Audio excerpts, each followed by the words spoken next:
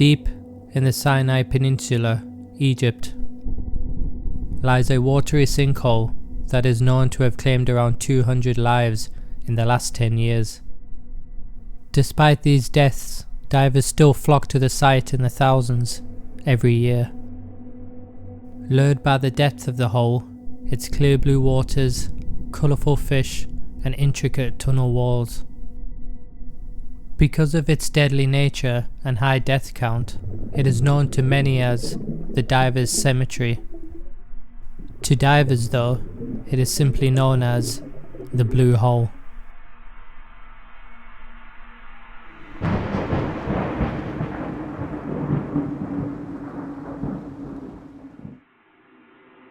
Is it a coincidence that humans seem to be drawn to the most deadly places on Earth? Or is it that also some deadly places also possess extreme beauty, such as Mount Everest in Nepal or Snake Island in Brazil? The majestic beauty of the Blue Hole in the Red Sea continues to draw thousands of diving thrill seekers every year, but it's also become a tomb for many unsuspecting adventurers. Once a simple fishing village, the small town of Dahab is now one of the most popular diving destinations in the region. It was not always this way though. Long before it became popular with foreign divers, the Blue Hole was habitually avoided by local fishermen that worked along the coast of the Red Sea. Many believed the place to be cursed, and some believed it was haunted by the ghost of a girl who had drowned herself there to escape an arranged marriage. The Blue Hole was first explored by Israeli divers in 1968. During the dive, they discovered an underwater opening between the hole and the sea outside. A 26-meter tunnel varying in depth between 55 meters at its ceiling to around 120 meters, where it then slopes into the Red Sea. Beyond the tunnel, the sea floor falls away rapidly to over a kilometer in depth. This feature of the Blue Hole is now commonly known by divers as the Arch.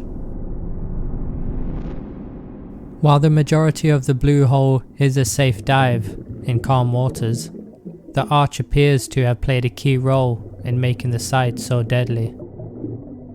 Most agree that the length and depth of the Arch makes for a difficult technical dive, requiring careful gas management to complete on a single air tank.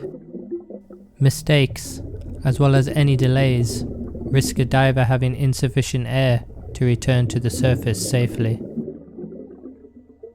Another common danger is nitrogen narcosis, a condition resulting from breathing certain gases at high pressure. Sufferers experience a sense of confusion, not unlike a drunken high, and are often left unable to tell up from down.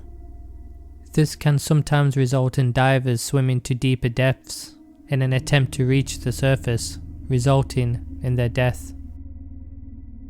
One high-profile and notable death in the Blue Hole was that of Yuri Lipski, a 22-year-old Israeli-Russian diving instructor in the year 2000. Attempting to dive on a single tank, Lipski entered an uncontrolled descent to a depth of around 115 meters. He is believed to have suffered from severe nitrogen narcosis.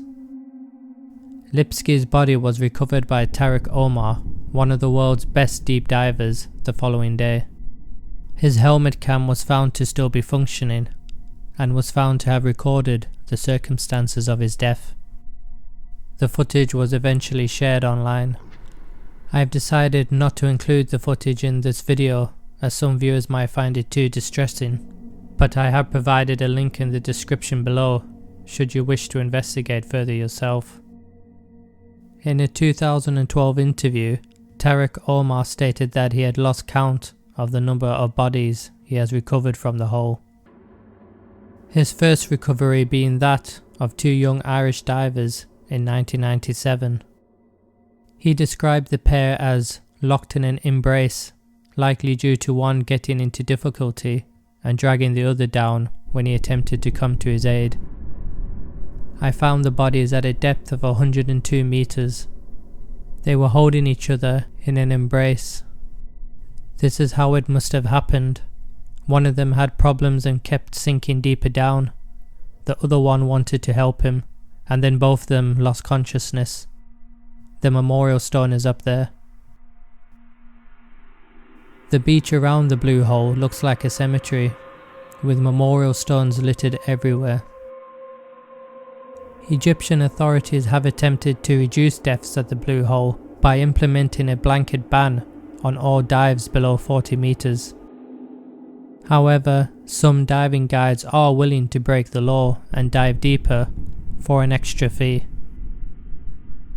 As with bodies on Mount Everest, many of the victims of the blue hole cannot safely be recovered, and their bodies remain there eternally. The blue hole claims the lives of inexperienced and experienced divers alike, and with record numbers of divers visiting the location every year, the blue hole is set to remain the deadliest diving spot on the planet.